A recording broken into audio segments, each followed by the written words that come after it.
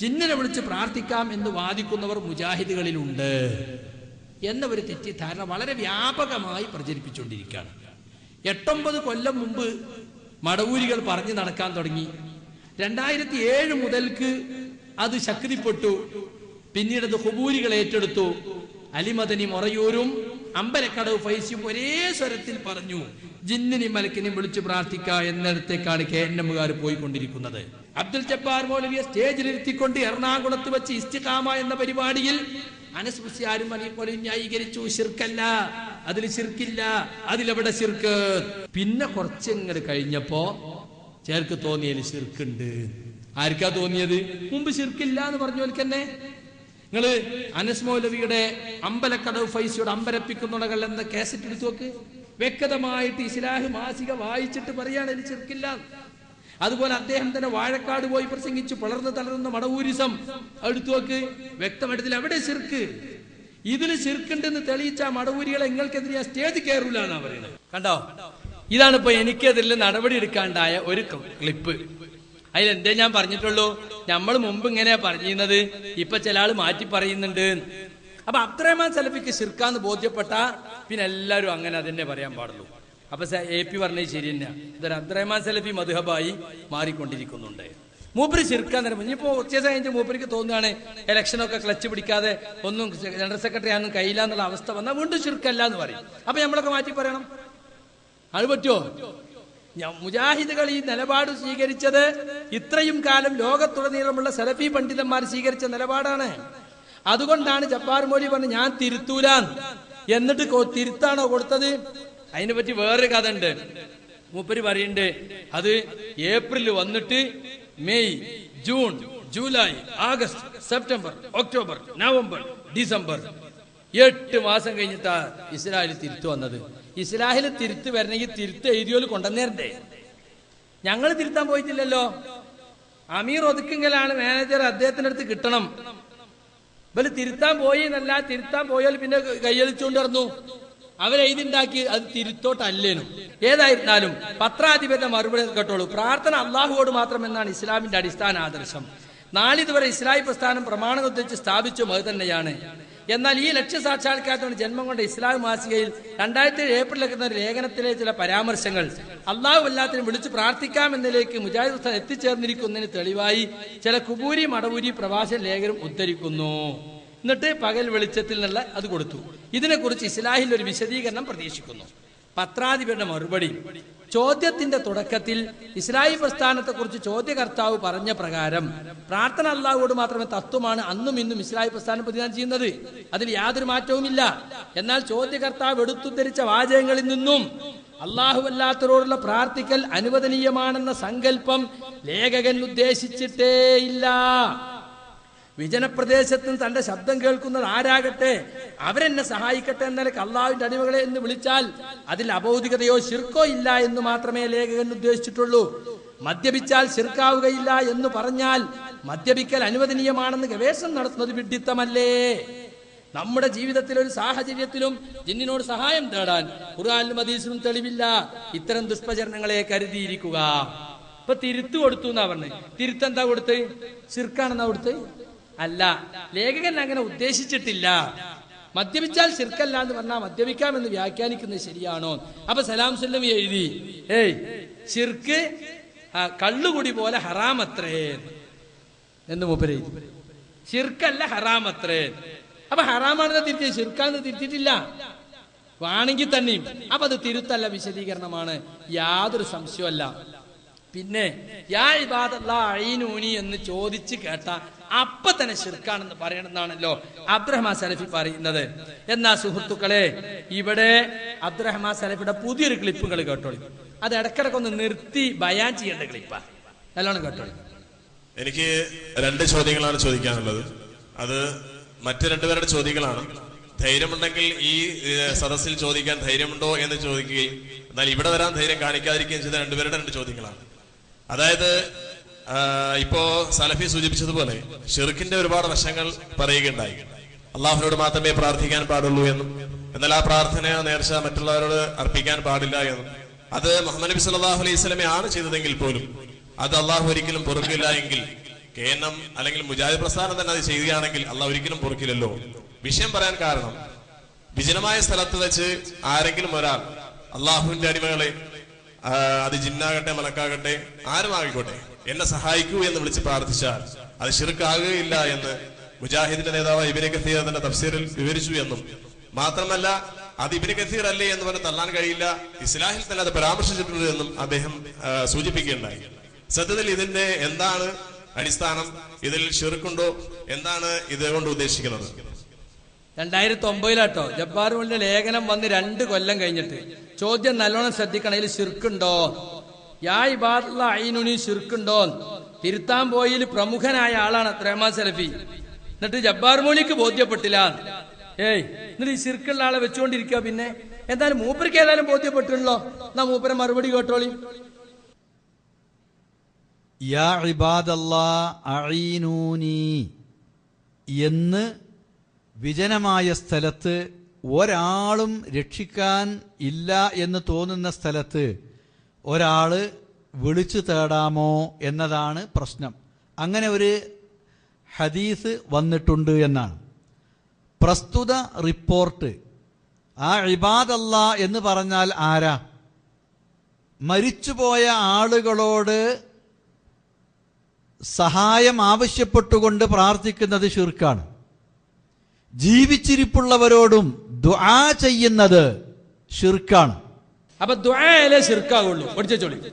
ശിർക്കാകാൻ എനിക്ക് എന്ത് വേണം? ദുആ ആകണം. അപ്പൊ ദുആ എന്ന് തെളിയിക്കണം. അല്ലാത്തവരോട് ദുആ ഇസ്തിഗാസ ചെയ്യുന്നത് അതും ശിർക്കാണ്. ആകാശമാവട്ടെ, ഭൂമിയാകട്ടെ, നക്ഷത്രങ്ങളാകട്ടെ, സമുദ്രമാകട്ടെ, കല്ലാകട്ടെ, ഖബറാകട്ടെ, മരിച്ച മനുഷ്യരാകട്ടെ, ജീവനുള്ള മനുഷ്യരാകട്ടെ, ദുആയാണോ അത് അല്ലാഹു അല്ലാത്തവരോട് ചെയ്യുന്നത് ശിർക്കാണ്. അപ്പൊ റസൂലുള്ളാഹി ഒരിക്കലും ദുആ യാ ഇബാദല്ലാഹ് എന്ന് പറയുന്നത് അവരോടുള്ള ദുആ ആയിക്കൊണ്ട് ചെയ്യാൻ പഠിപ്പിക്കും എന്ന് വിശ്വസിക്കാൻ നിർവാഹമില്ല. നബി ഒരിക്കലും. അപ്പൊ ദുആ അല്ലത്. പോയിന്റ് അതാണ്. ദുആ ആയിട്ട് റസൂൽ പഠിപ്പിച്ചല്ല, അതൊരു വിളിയാണ്. ചെയ്തിട്ടില്ല, ചെയ്യാൻ പാടില്ല, ചെയ്യുന്നത് ശിർക്കാണ് എന്ന് പഠിപ്പിച്ചിട്ടുണ്ടല്ലോ. ഒന്ന്. രണ്ടാമത്തേത്, ഈ റിപ്പോർട്ടിന്റെ സനദ് ശൈഖുൽ ഇസ്ലാം ഇബ്നു തൈമിയ മുതൽക്ക് അൽബാനി അടക്കമുള്ള ആളുകൾ വിശകലനം ചെയ്യുകയും അതിന്റെ സനദിന്റെ ന്യൂനത അവർ വ്യക്തമാക്കുകയും ചെയ്തിട്ടുള്ളതാണ്. ഇനി ഇത് നേർക്കുനേരെ നമ്മൾ എടുത്താൽ തന്നെ ഇവിടുത്തെ പ്രശ്നം എന്തുള്ളൂ എന്നറിയോ? ഒരു വിളിച്ചു പ്രാർത്ഥനയല്ല, പരിചയമില്ല, ഒരു വിളിച്ചു പ്രാർത്ഥനയില്ല. ഒരു സ്ഥലത്ത്, വിജനമായ ഒരു സ്ഥലത്ത് ചെന്നുപെട്ടാൽ എന്തെങ്കിലും ബുദ്ധിമുട്ട് വരുമ്പോ മലപ്പുറത്തേരനാവും മണ്ടിയേരിയോ എന്ന് പറഞ്ഞ് വിളിക്കുന്ന ഒരു ശൈലി ഞങ്ങളെ മലപ്പുറം ഭാഗത്തൊക്കെ ഉണ്ട്. ചിലപ്പോ ആ വാക്കിന് പകരം വേറെ വാക്കായിരിക്കും വേറെ സ്ഥലത്തുണ്ടാകുക. ഇത് ആരോടാ? മരിച്ചുപോയ ആരെങ്കിലും ഉണ്ടെങ്കിൽ അവർ കേൾക്കട്ടെ എന്ന് വിചാരിച്ചിട്ടാണോ? അല്ല. എന്റെ വിളി കേൾക്കുന്നിടത്ത് ആരെങ്കിലും ഉണ്ടെങ്കിൽ അവർ അത് കേട്ട് എന്നെ സഹായിക്കട്ടെ എന്നുള്ള നിലക്കാണ്. അത് ശിർക്കിലേക്ക് പോകുന്ന വിളിയല്ല. ശിർക്കല്ലാന്നല്ല, ശിർക്കിലേക്ക് പോണ വിളിയല്ല. വസീലയിലെ ശിർക്കും ആവൂല. എങ്ങനെയുണ്ട്? ശിർക്കും ആവൂല, ശിർക്കിലേക്കുള്ള വസീല ആവൂല. ഇത്ര മാത്രമാണ് ആ റിപ്പോർട്ടിലുള്ളത്. ഇനി അതിന്റെ സനദിന്റെ വിശദാംശത്തിലേക്ക് പോകാതെ തന്നെ അത് എടുത്താൽ ഇത്രയേ അതിലുള്ളൂ. അപ്പൊ സനദ് ചെയ്യാൻ നോക്കേണ്ട ആവശ്യമല്ല. ആ വിളിയിൽ എന്തില്ല? ഒന്ന് ശിർക്കിലേക്ക് പോകും കൂടില്ല. അപാകത ഒരാൾക്കും കാണാൻ കഴിയില്ല. അപ്പൊ ഇങ്ങനെ വിജനമായി കിടക്കുന്ന സ്ഥലത്ത് ഒരു അപാകത ആർക്കും കാണാൻ കഴിയൂല. ആ വിളിയില് ഒരു അപാകത ഇല്ല. ഇപ്പൊ എന്തൊക്കെയായി? ദുആ അല്ല, ശിർക്കിലേക്ക് പോകൂല, അതിലൊരു അപാകത ഇല്ല. മനുഷ്യന്മാരും ഇല്ല, അവിടെ ജിന്നുകൾ മാത്രമേ ഉള്ളൂ. അപ്പം വിജനമായി കിടക്കുന്നിടത്ത് ഇത് ജിന്നാണ് എന്ന് സമർത്ഥിച്ചുകൊണ്ടത് ജിന്നിനോടുള്ള പ്രാർത്ഥനയാണ്, അപ്പൊ അങ്ങനെ ചെയ്യുന്നത് ശിർക്കാണ് എന്ന് സമർത്ഥിക്കാൻ ശ്രമിക്കുകയാണെങ്കിൽ അതാണ് ഇപ്പൊ നിങ്ങൾ ശ്രമിക്കണേ. നിങ്ങളിപ്പോ ശ്രമിക്കണ അതിനാണ്. മാത്രമേ ഉള്ളൂ, വേറെ എവിടെയില്ല എന്ന് പറയാൻ പറ്റുമോ? ആർക്കാണ് ജിന്നുള്ള സ്ഥലം നേടത്ത് എന്ന് നിർണയിക്കാൻ പറ്റുക? പൊതുവെ അവര് ഇന്നിടങ്ങളിലൊക്കെ ഉണ്ടാവാം എന്നുള്ള ഒരു നിലപാടല്ലാതെ ഇപ്പൊ സൗദി അറേബ്യയിൽ മനുഷ്യൻ താമസിക്കുന്ന സ്ഥലം എവിടെയെന്ന് ചോദിച്ചാൽ അത് കൃത്യമായിട്ട് താമസിക്കുന്ന സ്ഥലം, വീട് നമ്പർ, അതേപോലെ തന്നെ പിന്നെ ഫ്ലാറ്റുകള്, പിന്നെ ബാച്ചിലേഴ്സ്, ഫാമിലികള്, പിന്നെ കോട്ടേജുകള്, അതേപോലെ കൊട്ടാരങ്ങള്, ഇതൊക്കെ ഉള്ള സ്ഥലങ്ങള് എവിടെയെന്നുള്ളതൊക്കെ മാർക്ക് ചെയ്ത് കാണിക്കാൻ പറ്റും. മറ്റേതാർക്കെങ്കിലും ഇവിടെ കാണിക്കാൻ പറ്റുമോ? പറ്റൂല. അപ്പൊ അത് ഇന്ന സ്ഥലത്ത് ചെന്നിട്ട് അവിടുന്ന് ഇങ്ങനെ വിളിച്ചാൽ അത് അവർ തന്നെയാണ് എന്ന് ഒരു തീരുമാനത്തിലെത്തിയിട്ട് ഇത് അവരോടുള്ള തേട്ടവുമാണ്, അതുകൊണ്ട് അത് ശിർക്കുമാണ് എന്ന് പറയുന്നതിന് എന്തില്ല, യാതൊരു അടിസ്ഥാനവും യഥാർത്ഥത്തിലുള്ള ഇത് അവരോടുള്ള പ്രാർത്ഥന അല്ല എന്നാണ് ഞാൻ തീർത്ത് പറയുന്നത്. പിന്നെ ഇവിടെ ഇബാദല്ലാഹ് എന്ന് പറഞ്ഞാൽ അത് ഈ ഒരു വിഭാഗം മാത്രമാണ് എന്ന് പരിമിതപ്പെടുത്താൻ ഒരു റിപ്പോർട്ട് അങ്ങനെ വന്നിട്ടുണ്ട് എന്നുള്ളത് അത് തെളിയിക്കണം. ഏത് റിപ്പോർട്ടിലാ ജിന്നാന്ന് വന്നത്? ഒരൊറ്റ റിപ്പോർട്ടിലുമില്ല. ഒരു റിപ്പോർട്ടിൽ ജിന്നാണ് വന്നിട്ടുണ്ട് എന്നാണ് തെളിയിക്കണം. വേറെ ഇബാദല്ലാഹ് എന്ന് പറഞ്ഞ പദപ്രയോഗം അള്ളാന്റെ അടിമകളെ എന്ന് പറഞ്ഞാൽ അത് ഇവര് മാത്രാണ് എന്ന് ഉദ്ദേശിച്ചുകൊണ്ട് പരിമിതപ്പെടുത്താൻ കഴിയില്ല എന്നാണ്. മലായികത്താണ് എന്ന് വന്ന റിപ്പോർട്ടുകളുണ്ട്. ജിന്നും അതിൽ ഉൾപ്പെടും. ജിന്ന് മാത്രം എന്ന് പറയരുത്, ജിന്നു ആവാ മലക്കും ആവാ, പരിമിതപ്പെടുത്താൻ തെളിവില്ല. റിപ്പോർട്ടുകളുണ്ട്. അറിയാത്ത മനുഷ്യന്മാരെ ഉദ്ദേശിച്ചുകൊണ്ടും യാ ഇബാദല്ലാഹ് എന്ന് വിളിക്കാം എന്നതിലും പക്ഷാന്തരം ഇല്ല എന്നർത്ഥം. മനുഷ്യനും ആകാൻ അവിടെ മനുഷ്യനുണ്ടോ? എന്നാ പിന്നെ അത് വിഷയാക്കേണ്ടതുണ്ടോ? ഈ കണ്ടു കാണപ്പെട്ട ഹദീസ് പണ്ഡിതന്മാർക്ക് ചർച്ച ചെയ്യോ? മനുഷ്യനാണെങ്കിൽ വഴിയറിയാത്ത സ്ഥലത്ത്, ഒറ്റപ്പെട്ട സ്ഥലത്ത് വണ്ടി ഏരിയോ എന്ന് പറഞ്ഞിട്ട് മനുഷ്യൻ വന്ന് സഹായിച്ചു, അതിപ്പോ ഒരു വിവര നബി പറയേണ്ട ആവശ്യമില്ല. ഉദ്ദേശത്തിലാണ് പിന്നെ ഇങ്ങനെ ഒരു ശബ്ദവും കേൾക്കുന്നില്ല, ഒരാളെ കാണുന്നുമില്ല, വിജനമായ ഒരു സ്ഥലമാണ്. അവിടെ വെച്ചിട്ട് വിജനം തന്നെ ജനങ്ങളാവില്ലാത്ത പിന്നെ എങ്ങനെ മനുഷ്യനെ ഉദ്ദേശിക്കുക? എന്നെ സഹായിക്കുക എന്ന് പറഞ്ഞ കാര്യകാരണ ബന്ധങ്ങളുടെ അടിസ്ഥാനത്തിൽ ഒരാളിൽ നിന്ന് സഹായം ചോദിക്കുന്നത് ഒരു തെറ്റുമില്ല. ഇവിടെ ആരെങ്കിലും ഉണ്ടെങ്കിൽ, എന്റെ വിളി കേൾക്കുന്ന ആരെങ്കിലും ഉണ്ടെങ്കിൽ എന്നെ സഹായിക്കുക എന്ന് മാത്രമേ അതിനർത്ഥമുള്ളൂ. അതിൽ ശിർക്ക് വരുന്നില്ല എന്നർത്ഥം. പിന്നെ ആ പറഞ്ഞ കൂട്ടത്തിൽ ഇബ്നു കസീറിൽ മാത്രമല്ല അൽ ഇസ്ലാഹിലും എഴുതിയിട്ടുണ്ട് എന്നൊക്കെ പറഞ്ഞു. അൽ ഇസ്ലാഹിൽ എഴുതിയിട്ടുണ്ടെങ്കിൽ അൽ ഇസ്ലാഹിലെ പദപ്രയോഗത്തിൽ വന്നിട്ടുള്ള തെറ്റ് അൽ ഇസ്ലാഹിൽ അത് എഴുതിയിട്ടുള്ള വ്യക്തി തിരുത്തിയത് അതിന്റെ ശേഷമുള്ള ലക്കത്തിൽ രേഖപ്പെടുത്തിയിട്ടുമുണ്ട്. അതും കൂടിയാണ് വായിച്ചാല് അൽ ഇസ്ലാഹിൽ ഉണ്ട് എന്നുള്ള പ്രശ്നം അവിടെ അവസാനിക്കും. വായിച്ചു കേൾപ്പിച്ചു അല്ലെ? അടുത്ത ലക്കത്തിലാ തിരുത്തിയ ശേഷമുള്ള ലക്കം ഇപ്പൊ പറഞ്ഞ 8 മാസം കഴിഞ്ഞിട്ടാ തിരുത്തിയത്. 7 മാസം കിട്ടിയത് അപ്പോഴല്ലേ തിരുത്ത് കയ്യിൽ വെച്ചുകൊണ്ട് ഇറങ്ങാൻ പറ്റുമോ? തിരുത്തി നമുക്ക് കിട്ടിയ പിറ്റേന്ന് പ്രസിദ്ധീകരിച്ചിട്ടുണ്ട്, പിറ്റേ ലക്കത്ത് പ്രസിദ്ധീകരിച്ചിട്ടുണ്ട്. ഡിസംബർ ലക്കം ഇറങ്ങിയതിന് ശേഷമാണ് കിട്ടിയത്. അതിലെന്താ ഉള്ളത്? അത് നമ്മളോട് കൊടുക്കുകയും ചെയ്തു. അത് ആ വ്യക്തി തന്നെ തിരുത്തി എന്നാണ് അല്ലെ? ജബറുൽ തിരുത്തിയാണോ? അല്ല. പിന്നെ മൂപ്പര് തിരുത്തി. ആ വ്യക്തി എഴുതിയ മാസികയിൽ തന്നെ അതിന്റെ തിരുത്ത് വന്നിട്ടുണ്ട്. നിങ്ങൾ കുമ്പസരിച്ചാ തീരൂല, ഒരു പാടുണ്ട്. എഴുതിയ ആള് തന്നെ അതിന് തിരുത്തും എഴുതിയിട്ടുണ്ട് എന്നർത്ഥം. ഇനി ഒന്നുകൂടി ഞാന് പിന്നെ ഈ കാര്യം ക്ലിയർ ആകാൻ വേണ്ടി പറയാം. ഹാജറ, ബുഖാരി ഉദ്ധരിച്ച ഹദീസാണ്. ഹാജറ ബീവി ഇങ്ങനെ ഇസ്മായിൽ വെള്ളത്തിന് കരഞ്ഞുകൊണ്ടിരിക്കുമ്പോ ഉള്ള വെള്ളം തീർന്നിട്ട് വെള്ളം തേടി പോവുക. അങ്ങോട്ടൊന്ന് ഓടി സൊഫന്റെ മുകളില്, അവിടെ ഒന്നും കാണുന്നില്ല. അവിടുന്ന് ഇറങ്ങി നേരെ മറുവന്റെ അടുക്കലേക്ക്. അവിടെ ചെന്ന് നോക്കി, അവിടെയില്ല. ചുറ്റുഭാഗം നോക്കി, ആരും കാണുന്നില്ല. കുട്ടിന്റെ അടുക്കലേക്ക് ഒന്ന് വരും, പിന്നെ അങ്ങോട്ട് ഓടും, പിന്നെ ഇങ്ങോട്ട് ഓടും. ആരെങ്കിലും ഉണ്ടോ, ആരെങ്കിലും വരുന്നുണ്ടോ, ഒന്നും കാണുന്നില്ല. പെട്ടെന്നൊരു ശബ്ദം കേട്ടു. ആ ശബ്ദം കേട്ടപ്പോ ഹാജറ പറഞ്ഞു, അഗിസ് അഗിസ് ഇൻ കാന ഇൻദക ഖൈർ. ആ ശബ്ദത്തിനോടായിട്ടാണ്, നിന്റെ അടുക്കൽ വല്ല ഖൈറും ഉണ്ടെങ്കിൽ ലേശം വെള്ളം തന്ന് നിന്നെ സഹായിക്കണം, ഈ കുട്ടി ദാഹിച്ച് പരവശനായി കിടക്കുകയാണ് എന്ന്. പിന്നെ ആ ശബ്ദത്തിന്റെ നേരെ തിരിഞ്ഞു നോക്കുമ്പോ മലക്ക് ജിബ്രീൽ അതാ ഇതിന്റെ കാലടി വന്നിടത്ത് അവിടുന്ന് പിന്നെ വെള്ളം വരുന്നു, ഉറവ വരുന്നു. അപ്പൊ ജിബ്രീലിനോട് വിളിച്ച് പ്രാർത്ഥിക്കാൻ തെളിവായിട്ട് ഇത് എടുക്കാമോ? എന്നാ ഇതിന് മഹാത്മാക്കളോട് വിളിച്ച് പ്രാർത്ഥിക്കാൻ തെളിവ് കണ്ടോ? ആഗിസ് അവിടെ ഉദ്ദേശിച്ചത് ആരെയാ? അഗീസ് എന്ന് പറഞ്ഞാൽ മരിച്ചുപോയ മഹാത്മാക്കളെ ആയിരിക്കുമല്ലോ എന്ന് പറഞ്ഞിട്ട് യാഥാസ്ഥികനായ ചില പണ്ഡിതന്മാര് ഇതും തെളിവിന് ഉദ്ധരിക്കാൻ ശ്രമിക്കാറുണ്ട്. അപ്പൊ അവിടെ ഹാജറയുടെ അഗീസ് എന്നത് ആരെങ്കിലും ആവാം, ആരാണെങ്കിലും ശരി, ഇരിക്കുവിടുന്ന് വെള്ളം കിട്ടണം, അല്ലെങ്കിൽ പിന്നെ അങ്ങോട്ടും ഇങ്ങോട്ടും ഓടി ആ ശബ്ദത്തിന്റെ നേരെ അവിടുന്ന് തിരിഞ്ഞിട്ടൊന്നും പറയേണ്ടതില്ലല്ലോ. ഇവിടെ തന്നെ ഇരുന്നിട്ട് മരിച്ചവരോട് ചോദിക്കാനാണെങ്കിൽ ചോദിച്ചാൽ മതിയല്ലോ. പിന്നെ ജിന്നിന്റെ സഹായം കിട്ടാൻ ഒരു ഒഴിഞ്ഞ സ്ഥലത്ത് മാത്രമേ ജിന്നിന്റെ സഹായം കിട്ടുള്ളൂ എന്നാണോ സഹായം കിട്ടുമെന്ന് പറയുന്ന ആളുകളുടെ വിശ്വാസം? അതിലും അർത്ഥമില്ലാത്തതാണ്. അപ്പൊ ആ റിപ്പോർട്ട് യഥാർത്ഥത്തിൽ മരിച്ചുപോയ മഹാത്മാക്കളോട് സഹായം തേടുന്നതിനുള്ള തെളിവല്ല. മരിച്ചുപോയ ആളുകളോടോ ജീവിച്ചിരിപ്പുള്ള ആളുകളോടോ കാര്യകാരണ ബന്ധങ്ങൾക്ക് അതീതമായ ഗുണം പ്രതീക്ഷിച്ചുകൊണ്ടോ ദോഷബാധയെ ഭയന്നുകൊണ്ടോ എന്തെങ്കിലും ആവശ്യപ്പെടുന്ന, പ്രാർത്ഥിക്കുന്ന, സഹായം തേടുന്ന അതാണ് ശിർക്ക്. അത് ഇതിൽ വരുന്നില്ല എന്നർത്ഥം. അപ്പൊ സുഹൃത്തുക്കളെ, ഇത്ര ദീർഘമായ ക്ലിപ്പനിട്ട് കേൾപ്പിക്കാൻ കാര്യം എന്താ അറിയോ? നമ്മൾ മുറിച്ചു മാറ്റി എന്നൊന്നും പറയേണ്ട വിചാരിച്ചിട്ടാണ്. വളരെ ക്ലിയർ ആയിട്ട് മുജാഹിദ് പ്രസ്ഥാനം ഇതുവരെ നിലനിർത്തി പോന്നിരുന്ന ആദർശം അദ്ദേഹം ക്ലിയർ കട്ടായിട്ട് പറഞ്ഞു. അത് തെറ്റാണെന്നാണ് ഇപ്പൊ അദ്ദേഹം പറഞ്ഞത്. അങ്ങനെ ചില ആളുകളെ സംബന്ധിച്ചിടത്തോളം ഈ രൂപത്തിലുള്ള പ്രചാരണങ്ങൾ നടക്കുന്നത് കൊണ്ടാണ് നമ്മള് അത് പറയുന്നത്. ഈ ക്ലിപ്പ് വേണമെങ്കിൽ നിങ്ങളുടെ സംഘാടകരുമായി ബന്ധപ്പെട്ട ഇതിന്റെ ഫുൾ CD തന്നെ വേണമെങ്കിൽ നിങ്ങൾക്ക് കിട്ടും. അത് വളരെ വ്യക്തമാണ്, യാതൊരു സംശയമല്ല. അതിൽ വ്യക്തമായിട്ട് പറഞ്ഞു ശിർക്കിലേക്ക് പോകുന്ന വിളിയല്ല.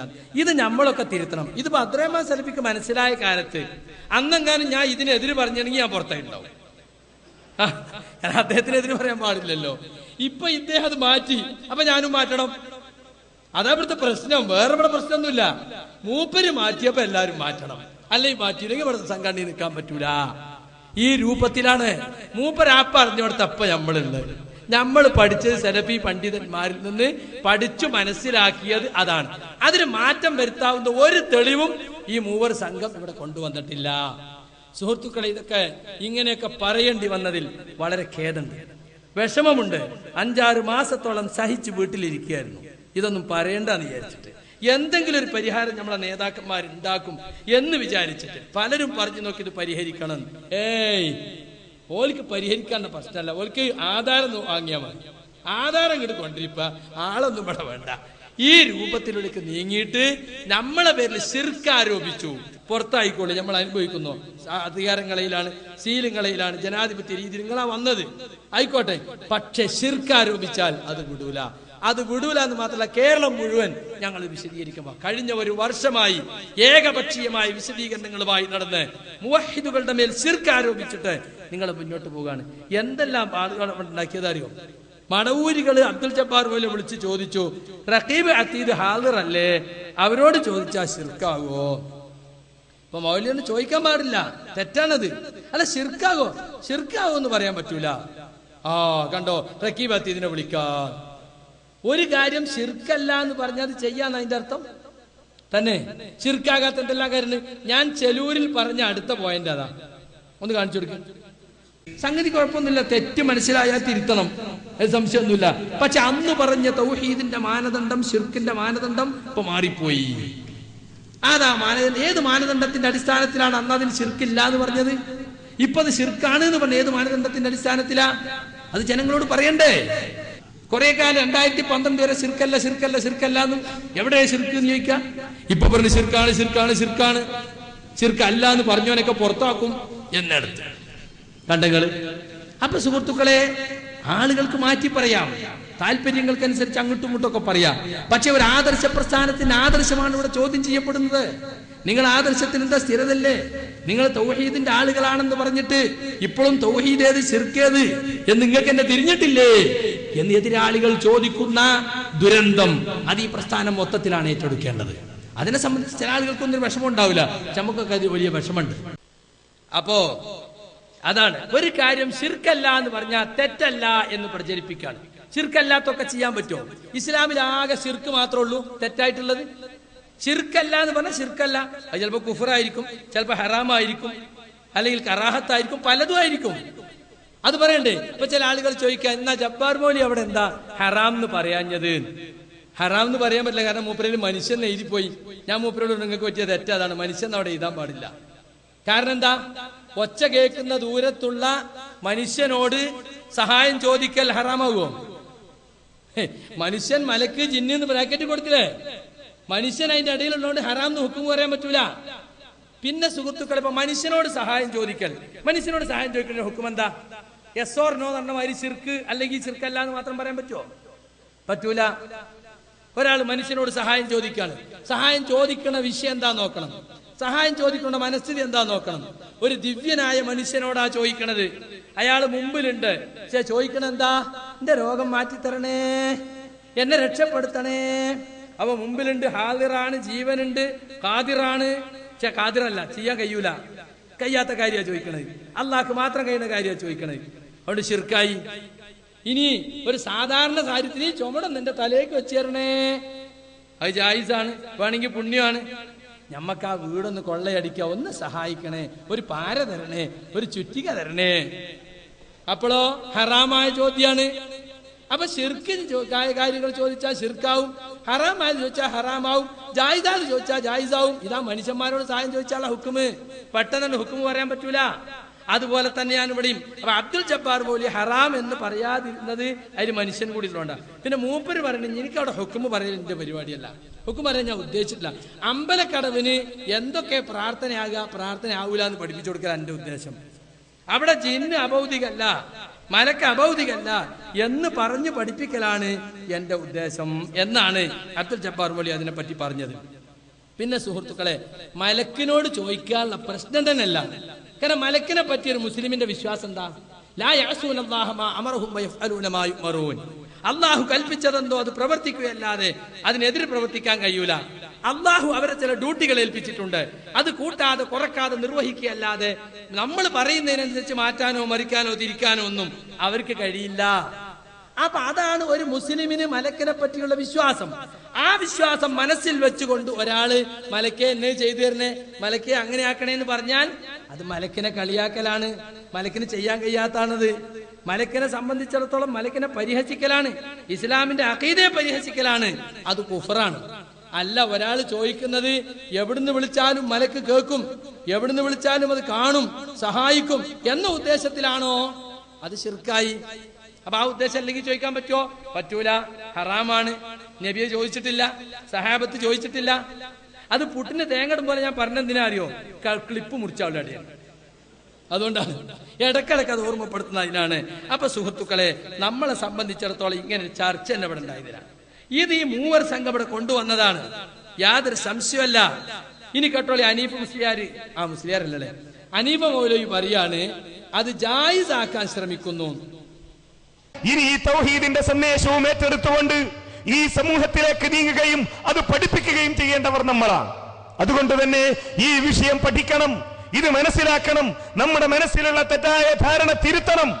ജിന്നിനോട് സഹായം തേടുന്നത് അനുവദനീയമാണ് എന്ന് ലോകത്ത് ആര് പറഞ്ഞാലും, അള്ളാഹു പറയാത്ത, അള്ളാഹുവിന്റെ റസൂല് പറയാത്ത, വിശുദ്ധ ഖുർആനിന്റെ പിൻബലമില്ലാത്ത, തിരുസുന്നത്തിന്റെ പിൻബലമില്ലാത്ത, ലോകത്ത് കഴിഞ്ഞു പോയ ഒരു പ്രവാചകന്മാരുടെയും മാതൃകയിലില്ലാത്ത ഒരു കാര്യം അനുവദനീയമാണെന്ന് പറയാൻ ഒരാൾക്കും അവകാശമില്ല എന്ന് തിരിച്ചറിയാൻ നമുക്ക് കഴിയണം.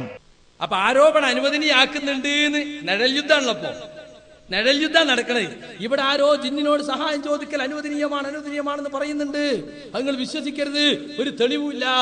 ആരാ ഇവിടെ പറഞ്ഞേ? ജിന്നിനോട് സഹായം ചോദിക്കൽ അനുവദനീയമാണെന്ന് ആരാ പറഞ്ഞത്? ഒരു കാര്യത്തിലും ഭൗതികമാകട്ടെ അഭൗതികമാകട്ടെ ജീവിതത്തിന്റെ ഒരു ഘട്ടത്തിലും അള്ളാഹുവിന്റെ റസൂലോ സഹാബത്തോ ജിന്നിനോട് സഹായം ചോദിച്ചിട്ടില്ല. ബദറിലും ഉഹദിലും ഖൈബറിലും ഹന്തക്കിലും ഒരു ജിന്നിനെയും മലക്കിനെയും സഹായം ചോദിച്ചിട്ടില്ല. അതുകൊണ്ട് തന്നെ റസൂലുള്ളാഹിന്റെ സുന്നത്തിനെതിരാണ്, ഹറാമാണ്, യാതൊരു സംശയവും ഇല്ലാത്ത കാര്യമാണ്. മുജാഹിദുകളെ സംബന്ധിച്ചിടത്തോളം അവിടെ യാതൊരു പ്രശ്നമല്ല. പിന്നെ ചില ആളുകള് പറയുന്നത് എന്താണെന്നറിയോ? മുജാഹിദ് പ്രസ്ഥാനം ഇപ്പൊ പോയി വസീലയിലെ ശിർക്ക് ചെയ്തോ എന്നാണ് ഇപ്പൊ പറയണത്. അതെന്താ? ഇമാം അഹമ്മദ് ചെയ്തു, ഇമാം നബി ചെയ്തു എന്നൊക്കെ പറയല്ലേ. അപ്പൊ കേൾക്കുന്ന ആളുകൾ ആരെങ്കിലും അങ്ങനെ ചെയ്താലോ? അപ്പൊ ഇമാം അഹമ്മദ് വസീലയിലെ ശിർക്ക് ചെയ്യോ, ഇമാം അഹമ്മദ് ഹറാം ചെയ്യോ? കേട്ടോളി, അനിപ്പ പറയണത് കൺഫ്യൂഷൻ ഉണ്ടാക്കണം. ഇത് അനുവദനീയമാണ് എന്ന് പ്രമാണങ്ങളില്ലാതെ അഭിപ്രായപ്പെട്ട പണ്ഡിതന്മാരുടെ തെളിവുകൾ ഈ സമൂഹത്തിലേക്ക് കൊണ്ടുവന്നത് എന്തിന്? ഇത് ശിർക്കാണെന്ന് പറയാനോ, വസീലത്തിനിലെ ശിർക്കാണെന്ന് പറയാനോ, ചെയ്യാമെന്ന് പറയാനോ, ചെയ്യരുതെന്ന് പറയാനോ? എന്തിനാ ജായിസാന്നുള്ള ഫത്വ കൊണ്ടുവന്നത്? ചെയ്യരുതെന്ന് പറയാൻ, ശിർക്കല്ല എന്ന് പറയാൻ, അതിനാണ്. എന്തിനാണ് ഇമാം അഹ്മദ് ബിൻ ഹംബൽ ചെയ്തു എന്ന് പറയുന്നത്? എന്തിനാണ് അബ്ദുല്ലാഹ് ബിൻ മുബാറക് സനദ് ചോദിച്ചിട്ടേ ഉള്ളൂ ശിർക്കാന്ന് പറഞ്ഞിട്ടില്ല എന്ന് പറയുന്നത്? നിങ്ങളത് ശിർക്കാണെന്ന് പറഞ്ഞതുകൊണ്ട് അപ്പൊ ഇമാം അഹ്മദിന് തൗഹീദ് തിരിഞ്ഞില്ല എന്ന് വരും. അതിനെന്നെ കൊണ്ടുവന്നത് ചെയ്യാമെന്ന് പറയാനാണോ ചെയ്യരുതെന്ന് പറയാനാണോ? ഇമാം അഹ്മദ് ബിൻ ഹംബൽ ചെയ്തെങ്കിൽ എന്തുകൊണ്ട് എനിക്ക് ചെയ്തുകൂടാ എന്ന ഒരു ചിന്തയുണ്ടായാൽ, ഇമാം നവവി ചെയ്തെങ്കിൽ എന്തുകൊണ്ട് എനിക്കത് ചെയ്താൽ എന്തുകൊണ്ട് എന്ന ചിന്തയുണ്ടായാൽ, ഏറ്റവും ചുരുങ്ങിയത് ഈ തൗഹീദ് അംഗീകരിച്ച സമൂഹത്തിൽ ജീവിക്കുകയും ഈ തൗഹീദിന് വേണ്ടി ത്യാഗം സഹിച്ച പണ്ഡിതന്മാരുടെ വാക്കുകൾ കേട്ട് ലാ ഇലാഹ ഇല്ലല്ലാഹ് എന്ന ആദർശം മനസ്സിലാക്കി തൗഹീദ് അംഗീകരിച്ച് ജീവിക്കുകയും ചെയ്ത പാവപ്പെട്ട മുജാഹിദുകളെ വസീലത്തുൽ ശിർക്കിലേക്ക് എത്തിച്ചതിന്റെ ഉത്തരവാദിത്തം ആരേറ്റെടുക്കും? അത് പറയുന്നവരല്ലേ വസീലത്തുൽ ശിർക്ക്. അഹ്മദ് നമ്പർ വസീലത്തുൽ ശിർക്ക് എന്നാണോ സമൂഹത്തെ പഠിപ്പിക്കേണ്ടത്? യഥാർത്ഥത്തിൽ എന്താ അവിടെ സംഭവിച്ചത്? ഇതാണ് ഇപ്പൊ കൺഫ്യൂഷൻ ഉണ്ടാക്കല്. ഇമാം അഹ്മദ് ചെയ്തു എന്ന് നമ്മൾ പറഞ്ഞ എന്തിനാ? ഇമാം അഹ്മദ് ചെയ്തു നമ്മൾ പറഞ്ഞല്ല, ഇമാം അഹ്മദ് ചെയ്തില്ലേ അപ്പൊ മരിച്ചവരെ വിളിക്കാൻ തെളിവല്ലേ എന്ന് അപ്പുറത്തുനിന്ന് പറഞ്ഞതാ. ആര് പറഞ്ഞു? മുസ്ലിയാക്കന്മാര് പറയാണ്, മണ്ണാർക്കാട് പറഞ്ഞു, പിന്നെ പറഞ്ഞില്ല, ഒറ്റ വട്ടേ പറഞ്ഞോളൂ. ഇപ്പൊ ഇമാം നവവി ചെയ്തു എന്ന് ഇപ്പൊ അവര് പറയുന്നു. അപ്പൊ ശിർക്കാണെങ്കിൽ ഇമാം അഹ്മദ് ശിർക്ക് ചെയ്തു എന്ന് വരില്ലേ? അപ്പൊ ഇമാം അഹ്മദ് ആ ഹദീസ് സ്വഹീഹാണെന്ന് മനസ്സിലാക്കിയിട്ട് അദ്ദേഹം പ്രവർത്തിച്ചാണ്. അദ്ദേഹം ലഈഫാന്ന് മനസ്സിലാക്കിയിട്ടില്ല. അതുകൊണ്ട് അദ്ദേഹത്തിന് വസീലയിലെ ശിർക്ക് ചെയ്തതായിട്ടോ ഹറാം ചെയ്തിട്ടോ നമുക്ക് അദ്ദേഹത്തെ പറയാൻ പറ്റൂല. നമ്മളത് പറഞ്ഞ എന്തിനാണ്? അങ്ങനെ ചെയ്യാം, നിങ്ങൾ ഇമാം അഹ്മദിനെ തഖ്ലീദ് ചെയ്തോളൂ, അല്ലെങ്കിൽ അദ്ദേഹത്തെ പിൻപറ്റിക്കോളൂ, അങ്ങനെ ആരെങ്കിലും പറഞ്ഞിട്ടുണ്ടോ? ഇല്ല. പക്ഷെ ഇമാം അഹ്മദ് ചെയ്ത് ശിർക്കാണെന്ന് നിങ്ങൾ പറയണ്ട, അദ്ദേഹത്തെ പിൻപറ്റും വേണ്ട. അദ്ദേഹത്തിന് ഗവേഷണത്തിൽ പറ്റിയ അബദ്ധാണ്. ഹദീസ് സഹീഹാണോ ലഈഫാണോ എന്ന് മനസ്സിലാക്കുന്നതിൽ. പക്ഷെ ലഈഫാണ് എന്ന് മനസ്സിലാക്കാതെ സഹീഹാണെന്ന നിലയ്ക്ക് അമൽ ചെയ്തു. പക്ഷെ അമലിൽ ശിർക്കുണ്ടോ? സംഗതി എന്താ ഹദീസിലുള്ളത്? എന്റെ ശബ്ദം കേൾക്കുന്ന ഈ പരിധിയിൽ അള്ളാഹു ഏർപ്പെടുത്തിയിട്ടുള്ള മലക്കോ ജിന്നോ ഞാൻ ഇങ്ങനെ ഇബാദല്ലാന്ന് വിളിച്ചു വച്ചി പറഞ്ഞാൽ അത് കേൾക്കും. ഇത് മലക്കിനെ ഉദ്ദേശിച്ചാണെങ്കിലോ? ഇപ്പൊ പറയണ അതാണ്. ഇത് ശിർക്കാണെന്ന് ലോകത്ത് ആരെങ്കിലും പറഞ്ഞിട്ടുണ്ടോ? 1200 കൊല്ലമായി ഈ ഹദീസ് നമ്മുടെ മുമ്പിലുണ്ട്. ഈ ഹദീസ് വിശദീകരിച്ച ഏതെങ്കിലും ഒരു പണ്ഡിതൻ ഇത് ശിർക്കാണെന്ന് പറഞ്ഞിട്ടുണ്ടോ? അപ്പൊ പറയും അൽബാനി പറഞ്ഞിട്ടുണ്ട്, അൽബാനി പറഞ്ഞിട്ടുണ്ട്. മുസ്ലിം ജിന്നും റിജാൽ ഗൈബുമാണെങ്കിൽ ശിർക്കും ബയ്യിൻ എന്ന് പറഞ്ഞിട്ടുണ്ട്. മലക്കാണെങ്കിലോ അതിന്റെ മേലത്തെ വരിനവ് വായിക്കൂല. ഫലാ യുൽഹഖു ബിഹിം. ഈ ബിഹി എങ്ങട്ടാ മടങ്ങണേ?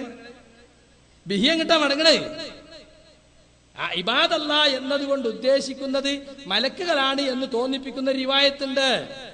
അതുകൊണ്ട് നസ്സിൽ അതേ ഉള്ളൂ. അപ്പൊ മലക്കാണെന്ന് വിചാരിച്ചാൽ ശിർക്കാവൂല എന്ന് അൽബാനി പറയണത്. പിന്നെ റിജാലുൽ ഗൈബോ മുസ്ലിം ജിന്നോ ആണെങ്കിൽ ശിർക്കും ബയ്യിനാണ്. എന്താ കാരണം? ലിഅന്നഹും ലാ യസ്മഊന ദുആ. അവർ വിളി കേൾക്കുന്ന പരിധിയിലില്ല. ഉണ്ട് എന്ന് ഹദീസിൽ നസ്സില്ല. മൂപ്പര കണക്കനുസരിച്ച്, അത് അൽബാനിയുടെ കണക്കനുസരിച്ച് മലക്ക് മാത്രമേ ഉദ്ദേശിക്കാൻ പാടുള്ളൂ. കാരണം മലക്ക് എന്ന റിവായത്താണ് ഇബ്നു അബ്ബാസിൽ മൗഖൂഫ് ആണെങ്കിലും ഹസനായ സനദോടെ വന്നിട്ടുള്ളത്. അതുകൊണ്ട് ഇവിടെ മലക്കാണ്, മലക്ക് അവിടെ പ്രസന്റ് ആണ്. അപ്പൊ മലക്കാണെങ്കിൽ ശിർക്കാവൂല എന്ന് പറഞ്ഞിട്ടാണ് അൽബാനി റിജാലുൽ ഗൈബ് മുസ്ലിം ജിന്നാണ് ശിർക്കാവൂ എന്ന് പറയുന്നത്. കാരണം എന്താ? അവിടെ പ്രസന്റ് അല്ല. റിജാലുൽ ഗൈബ് പ്രസന്റ് ആണെന്ന് തെളിവില്ല, ഹാൾദറാണെന്ന് തെളിവില്ല, മുസ്ലിം ജിന് തെളിവില്ല. അപ്പൊ ശിർക്കും ബയ്യിൻ അൽബാനി പറഞ്ഞിരിക്കുന്നു വന്നത് ശുദ്ധ തട്ടിപ്പാണ്. അതിന്റെ തൊട്ടു മുകളിൽ പറയുന്നത് മലക്കാണെന്ന് ഉദ്ദേശിച്ചാൽ ശിർക്കാവൂല എന്ന ഇബാറത്ത് വായിച്ചാൽ മനസ്സിലാകും. യാതൊരു പ്രശ്നമില്ല. അതുകൊണ്ട് അവർ കാരണവും പറഞ്ഞിട്ടുണ്ട്. അപ്പൊ സുഹൃത്തുക്കളെ, നമ്മളെ സംബന്ധിച്ചിടത്തോളം നമ്മള് ഈ വിഷയം ഇമാം അഹ്മദിന്റെതും ഇമാം നവവിന്റെ ഒക്കെ എതിരാളികൾ ഉന്നയിക്കുമ്പോൾ നമ്മൾ പറയും അതൊന്നും നിങ്ങൾക്ക് തെളിവല്ല. നമ്മൾ തമ്മിൽ തർക്കത്തിലുള്ള ഇസ്തിഗാസ അതിലില്ല. മരിച്ചവനോട് പ്രാർത്ഥിക്കുന്നത് പോലെ കാര്യകാരണ ബന്ധങ്ങൾക്ക് അതീതമായ സഹായ ചോദ്യം അതിലുണ്ടായിട്ടില്ല. തൊട്ടടുത്തുനിന്ന് ഒച്ച കേൾക്കുന്ന പരിധിയിലുള്ളവരോട് ഒച്ചട്ട് വർത്താനം പറയണ പോലെയുള്ളൂ. അതിനാ നമ്മളത് പറഞ്ഞത്. അതൊരു സമ്പ്രദായമാക്കിയാലോ? ജിന്നിനെയും മലക്കിനെയും വിളിച്ച് സഹായം ചോദിക്കുന്ന ഒരു സമ്പ്രദായം അത് ഹറാമാണെന്ന് നമ്മൾ പറയാൻ കാരണം, വസീലയിലെ ശിർക്ക് എന്ന് പറയാൻ കാരണം എന്താ? അത് നബി സല്ലല്ലാഹു അലൈഹി വസല്ലം പഠിപ്പിച്ചിട്ടില്ല എന്ന് മാത്രമല്ല സുഹൃത്തുക്കളെ. ഇപ്പൊ ചോദിക്കണം എന്താണെന്നറിയോ?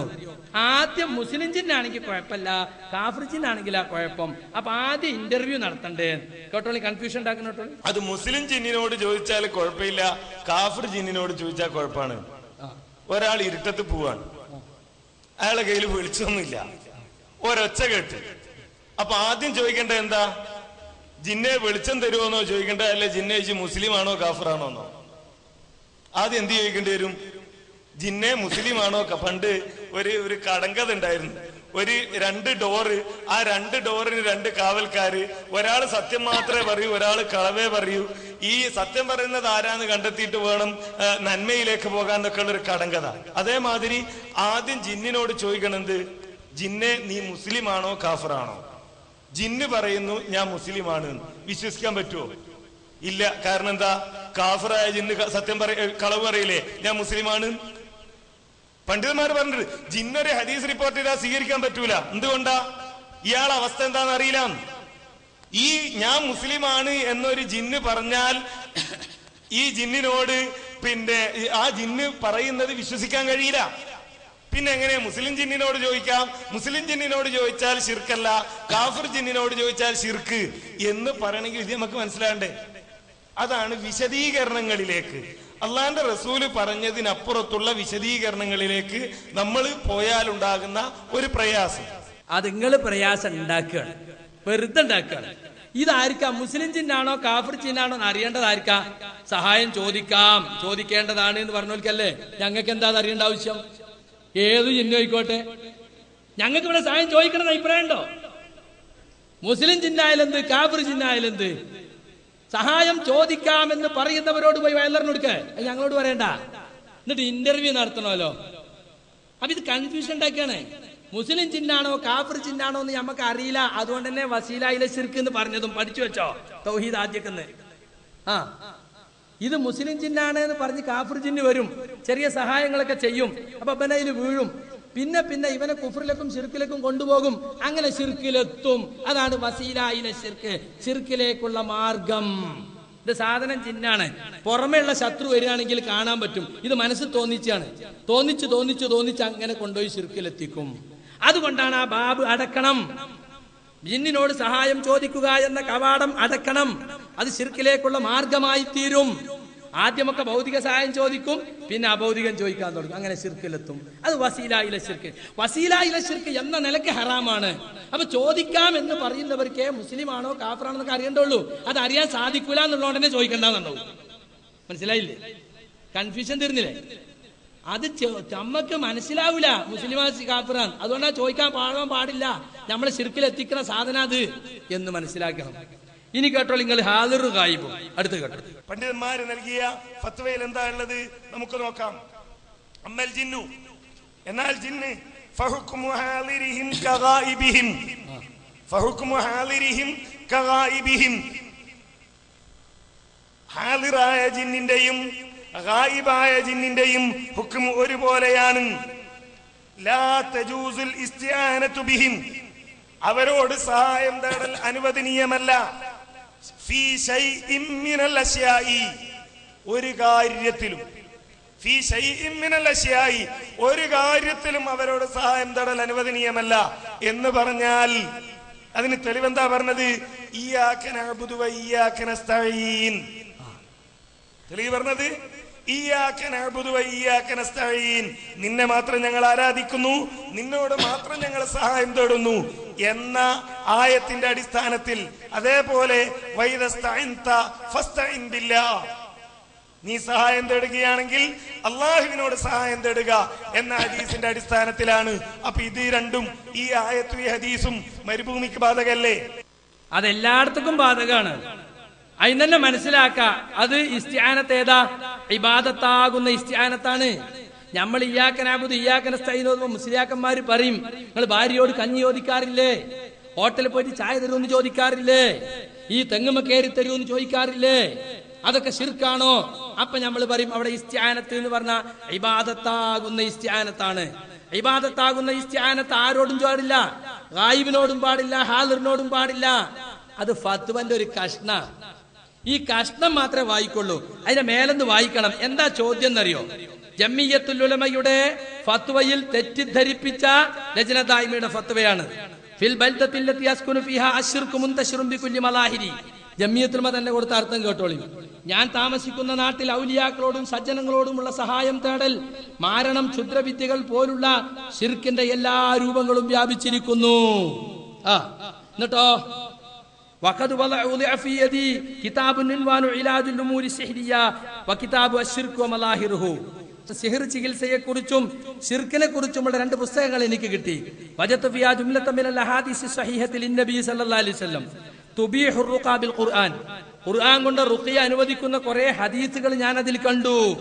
ഫഷ്തഗൽതു ബിർ റുഖാ, അപ്പോൾ ഞാൻ റുഖിയയിൽ ഏർപ്പെട്ടു.